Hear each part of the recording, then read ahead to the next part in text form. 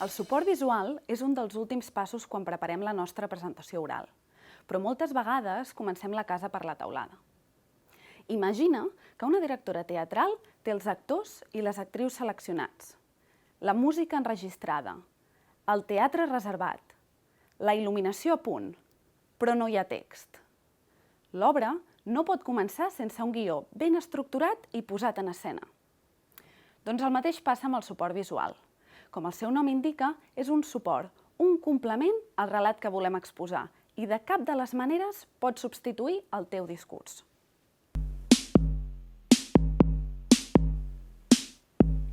Inicialment, convé fer una pluja d'idees i agrupar els conceptes similars per seleccionar bé les idees principals que vulguis transmetre al teu públic.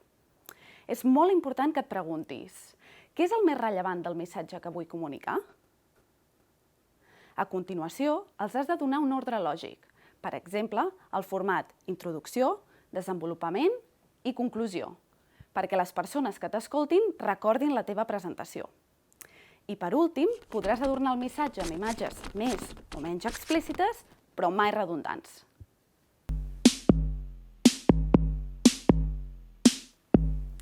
Les imatges que apareixen a les diapositives són un instrument que ajuden a expressar allò que no pots dir en paraules, però en cap cas poden substituir el teu discurs. Mirem-ne una per entendre-ho millor. Aquesta imatge pot utilitzar-se per parlar del futur dels boscos, de la situació actual de la desforestació o del turisme de muntanya, però també es pot projectar per introduir l'interrogant inicial del teu treball de recerca i el desenvolupament de les diferents qüestions que han sorgit en la teva investigació.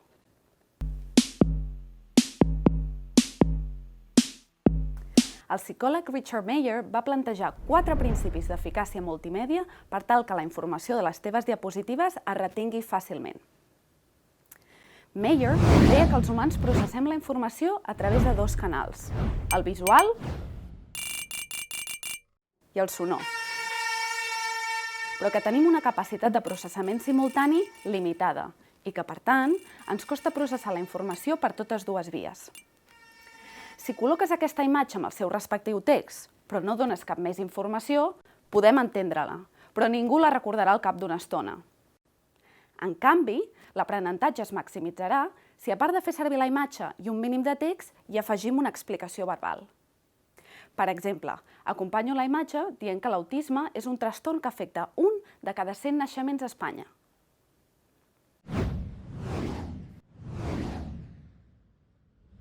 Has d'evitar incorporar sons, paraules o imatges prescindibles que no aportin cap tipus d'informació.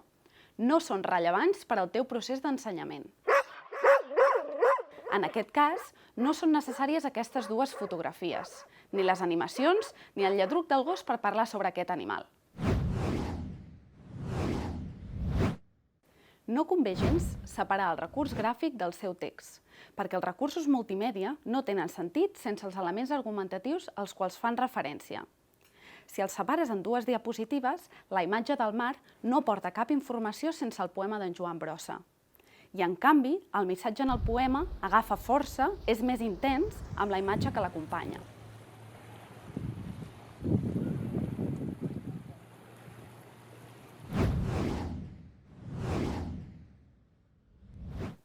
La teva audiència t'entendrà millor si fas servir un llenguatge proper i si interactues amb ells.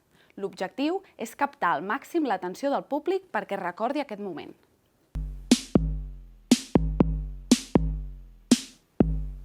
En aquest apartat aprendràs 6 maneres d'incidir en la teva presentació per fer-la més amable a l'espectador. O el que és el mateix, 6 maneres de detectar si la teva presentació és clarament millorable. Has d'evitar que els textos siguin carregats. Procura ser clar i breu. Has de ressaltar els conceptes clau i utilitzar tipografia sense serifa.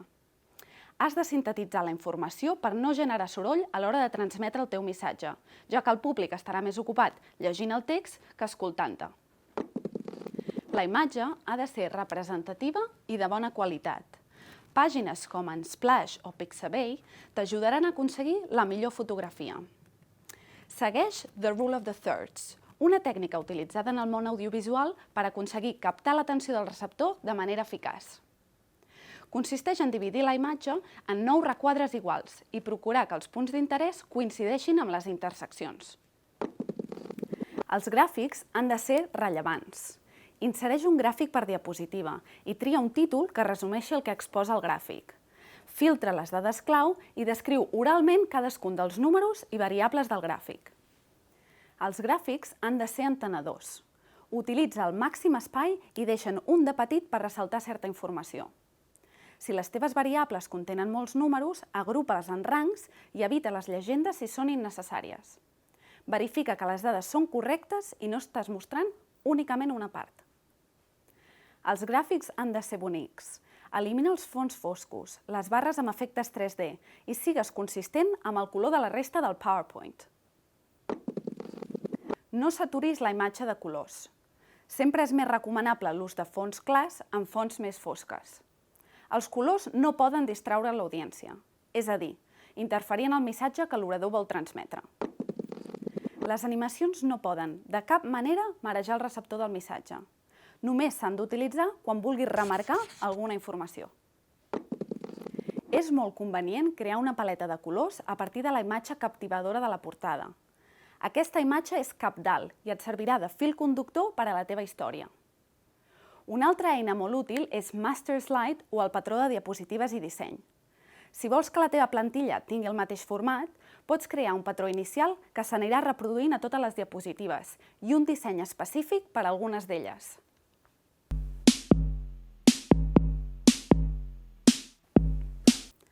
Ara ja saps com crear unes diapositives boniques i eficaces, però si tens dificultats en crear un disseny on et sentis còmode, Canva i Genially t'ofereix un munt de plantilles ja creades on podràs col·locar el text i les imatges sense preocupar-te per l'estil.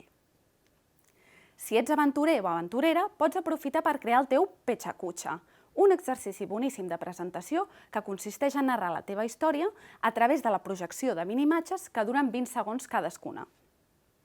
Per fer-ho, cal tenir la presentació molt clara, assajar diverses vegades i cronometrar molt bé el temps.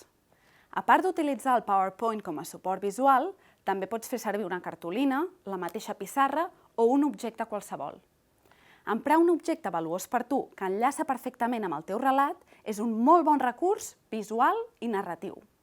Per exemple, puc mostrar un disc que escoltava quan era petita o el meu diari personal per parlar d'un tema del passat o de la meva pròpia història. Els objectes tenen el gran poder d'atraure l'atenció i, per tant, fan que generis una connexió emocional amb l'espectador i que el relat es comprengui molt millor.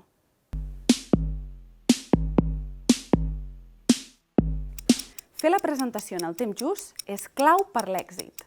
Una vegada el guió estigui preparat i el suport visual llest, és imprescindible practicar la presentació amb un cronòmetre tantes vegades com sigui necessari fins que t'ajustis al temps indicat. El passador de diapositives et donarà la llibertat per moure't durant la presentació i t'alliberarà de l'ordinador.